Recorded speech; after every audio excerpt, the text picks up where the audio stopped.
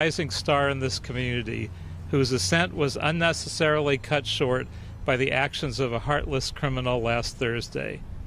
In many ways, she embodied everything that is great about Los Angeles, and the entire city should grieve over this senseless act.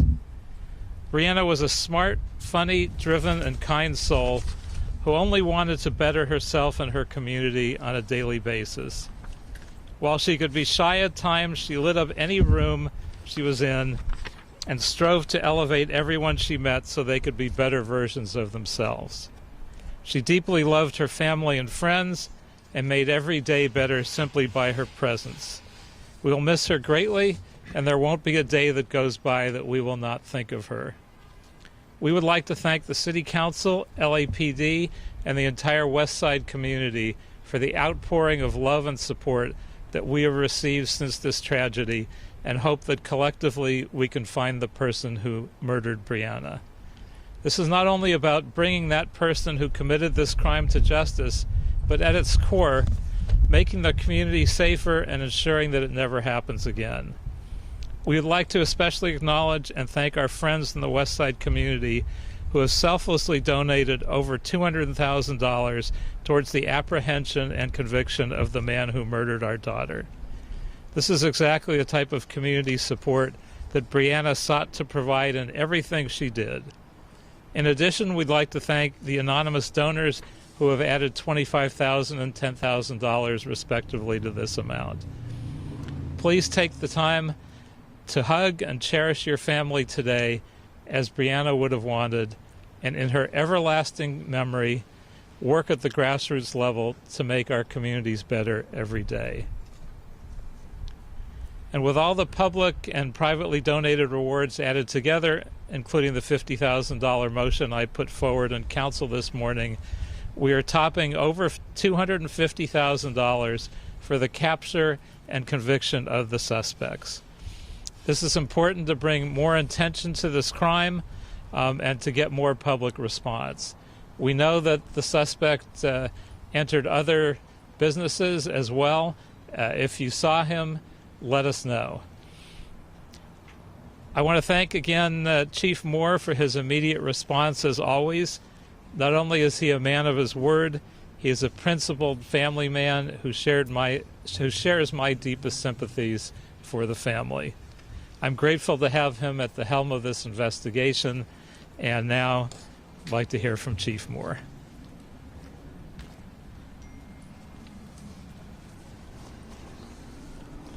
Councilmember, thank you for the introduction. This has been a tough week in Los Angeles. When we look across the last 7 days, beginning with the loss of our officer, Fernando Arroyo's, followed by Brianna's murder, senseless murder. Unfortunately, it's also during a time in which we saw a murder of a 70-year-old woman as she stood at a bus bench getting ready to go to USC and be part of that first responder group, those individuals that are putting their lives on the line each day to safeguard all of us. And again, we also have a 16-year-old whose body was cruelly dumped on the side of the road of the 110 freeway last week, and I'll be attending her vigil tonight, Tiana Theus. We're here today because of Brianna.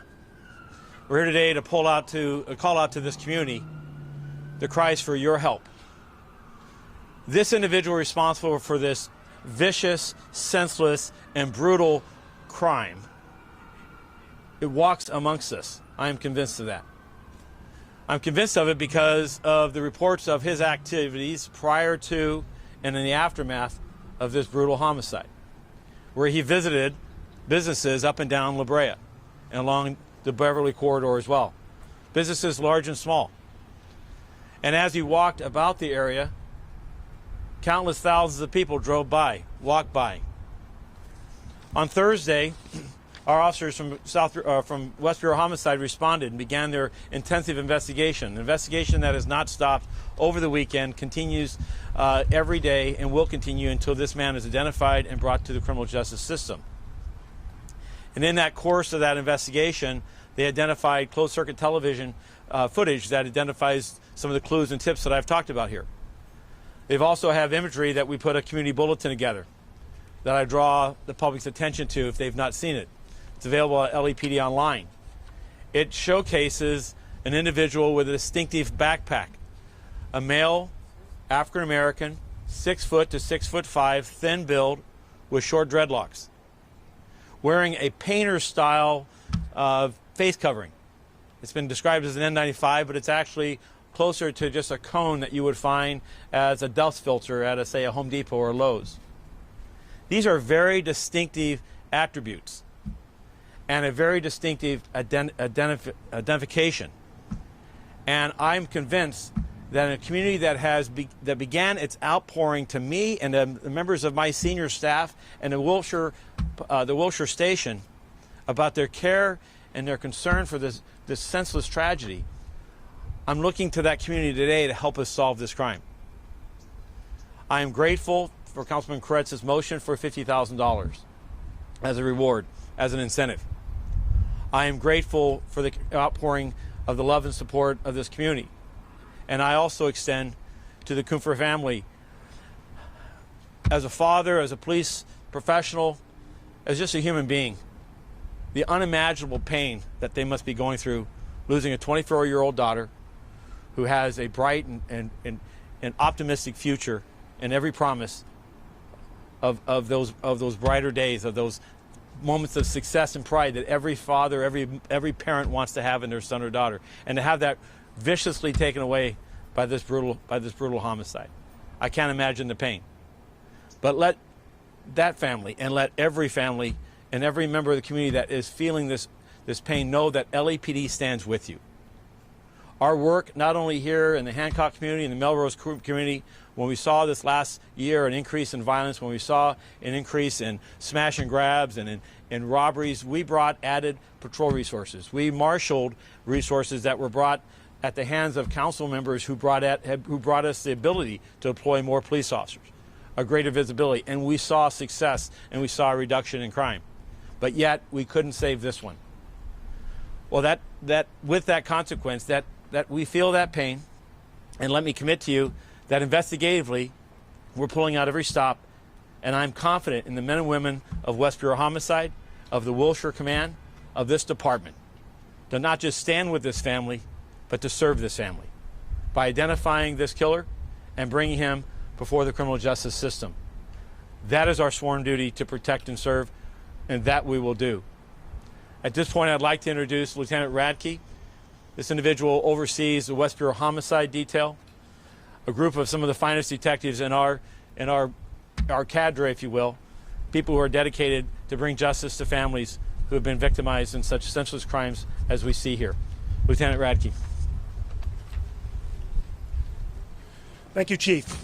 What we can say is that 5 days ago at 1:36 p.m. in the afternoon, Brianna was working in this store all by herself. She sent a text to a friend letting her know that there was someone inside the location that was giving her a bad vibe.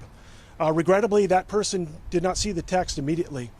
And at 1:50 p.m., a citizen who was coming into the store, a customer, found Brianna lying on the ground, lifeless, covered in blood. That person called 911. Our officers and paramedics arrived out here quickly, but regrettably, they determined that she was dead. Suspect took off on foot, and he was last seen walking through the neighborhood. He walked for miles, both north, south, east, and west throughout this neighborhood. Someone out there knows this man. Someone out there knows what he did, and boy, there's a lot of money on the table. You need to come forward, call the LAPD West Bureau Homicide. Our number is 213-382-9470, and let's give Brianna's family justice. Thank you. The number again, I'm sorry, is 213-382-9470. Are there any questions about the investigation at this time? Yes, your release said that there were some items that were recovered that made you believe that this suspect is homeless. Can you talk about what those items are? Do you still believe the suspect's homeless? We do believe that the suspect is homeless, and that's in part by the fact that he came on foot, left on foot. He's carrying a backpack, which is consistent with homeless people carrying extra clothing with them and sleeping out in the streets. There's some additional information that I cannot share with you at this point, but we believe that he is homeless. Have you worked with LAPD on this to try, because normally they keep pretty good tabs on who's in and around the area as much as homelessness? We have been in contact with LASA, but regrettably we haven't been able to identify what camp or where this guy stays on a regular basis. Any indication at this point, since you're talking about a stabbing, this is up close and personal attack, any DNA evidence, anything else that might have been there at the scene could help identify? As you can imagine, we did a very careful crime scene investigation. There is evidence that we are awaiting processing at this moment, but at this point I don't have any answer on that. Can you go into more details of what you talked about? This was random, sir, or was it a targeted attack? This appears to be a random act. There was nothing taken and no other suggestion of any other crime. Can you talk more about his movements in and out of stores before this store? Any indication why he chose this particular store and to attack this particular woman, and had they interacted before? I don't want to speculate, but I will point out the obvious: that she was working by herself, and I think some of the other locations where he went inside, there were additional people working in the store at the same time. So that probably played into this. From a historical context, LT, have you ever seen a $250,000 reward in the city for a homicide? No, this is the largest I've ever seen. And being developed this fast, I mean, it's one thing when the council, out of their discretionary funds, does it. $200,000 coming from the public, that's got to be unbelievable. Yes, very impressive, and the Los Angeles community needs to come together and come together for the right reason. Of course, it's not just the money, but we need to hold this person accountable for what they did. Lieutenant, is there video from inside the store, and any idea how long the suspect was in the store? Obviously long enough for her to send a text message. The suspect was inside the store for several minutes, and I'm not going to comment on all the video right now. You said there was evidence. Is there DNA evidence? Or Well, much about that? I don't know just yet, but I can tell you that we did our best to preserve any evidence that might have been present. What can you tell us about the murder weapon? The murder weapon appears to be a knife. That's it. So that'll conclude the question and answer portion. We'll have Captain Sonia Monaco from Wilshire area. She's going to speak very briefly to some of the overall crime stats. In an effort. Good afternoon. So first of all, I'd like to say to Brianna's family, our hearts are broken, and we're praying for you. It's a very difficult time. I have a daughter myself, and I want to echo what the chief of police said. We are doing everything in our power. Officers, detectives, everybody's working around the clock. I have reserve folks that have come out canvassing, assisting our detectives with the investigation, working very hard. We have our mountain unit. Everybody is out and about trying to identify and search for this individual. All we ask is a community that continues to work with us. You have been wonderful since I came here to Wilshire last year. You've helped us solve numerous crimes. I ask you to please take a look at your video, talk to each other, and any information that you might have, please contact our homicide detectives. You can also contact our WeTips at 1-877-TIPS 24/7. That's 1-877-TIPS 24/7. Thank you. Chief, can you address the issue All right, thank you. That's going to conclude. You'll take. Can you address the issue of crime and homelessness? What does it say about our fight against homelessness, given what happened to the nurse and now Brianna, and given that many people now may be more afraid of homelessness? Well, as we indicated last week at the year-end press conference, the role of persons experiencing homelessness being both victims and suspects in the crime of homicide, shooting violence has increased year over year. And it has been a consequence, I believe, of a couple different things. As I remarked in my social media posts over the weekend relative to the murder of the 77-year-old woman, the nurse from that works at USC down in Chinatown, I think it speaks of our failed system on mental health. The fact of the matter is that over the weekend, if an individual is suffering a mental health crisis, they're likely the only resource they had was 911 and a police officer or a firefighter. And that's wrong. And that has got to change. When we look at that man's movements across the country, I think you'll find a person who the mental health system failed not only here, but failed in other parts. So our men and women have seen that. Our men and women are also dealing with a homeless environment that has a lack of housing, that has a lack of supportive housing, that also has a lack of obligation of people to take advantage of housing and not to exist in these very dangerous and perilous circumstances, being called unsheltered or a person who's houseless.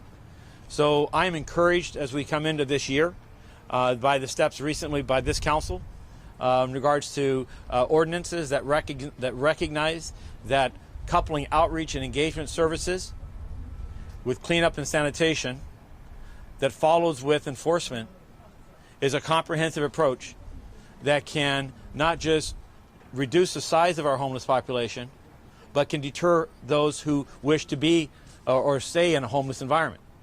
It is critical to our success moving forward as I move across the city that circumstances of people who are unsheltered and living on the street, we need to approach it not from a law enforcement standpoint alone, but also not without law enforcement. But we need to do a better job. These stats, these lives are speaking to mental health, substance abuse, housing, and ensuring that people who are a danger to the public are not allowed to remain in our city streets. And that's what I would say. Thank you all for your attention to this matter. We need to find this killer. God bless you. Yeah, if I could add one more thing on the mental health issue.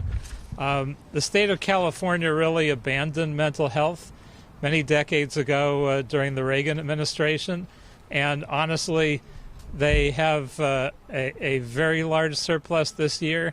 This really should be the year where finally, decades later, they take back responsibility for the mentally ill and come up with a program that deals with them and takes their responsibility rather than leaving them on the street where they're a danger to the public and a danger to themselves. Thank you all. We'll also have somebody available to provide a statement in Spanish if desired. Thank you.